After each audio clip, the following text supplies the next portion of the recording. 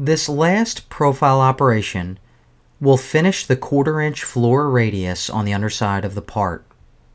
First, double-click on the operation name in the CAM Manager to open the dialog. In the Geometry branch, we can see the chain is defined as the bottom edge of the radius. For this operation, we will use a 1/2 inch diameter ball mill, and the tool side will be set to center. During simulation, we will see the 5 thou floor offset is left after the first roughing pass, and then removed by a finishing pass. Also, take notice that a 10 thou arc is being used for lead in and lead out in the link branch. Now, let's look at our toolpath at work. Click Simulate, and then play the simulation in HostCAD.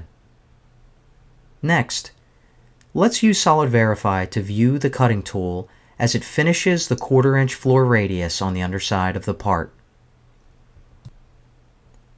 And this concludes Exercise 2 of the iMachining Professor Jumpstart series, iMachining of a bracket. Thanks for watching. We hope that you've found this example illustrating the use of InventorCAM's iMachining technology to be very helpful. Please stay tuned for Concluding with iMachining Professor in Chapter 7 of the Interactive Jumpstart PDF. There, you'll see another video tutorial collection that will provide you with further knowledge and practice with InventorCAM iMachining.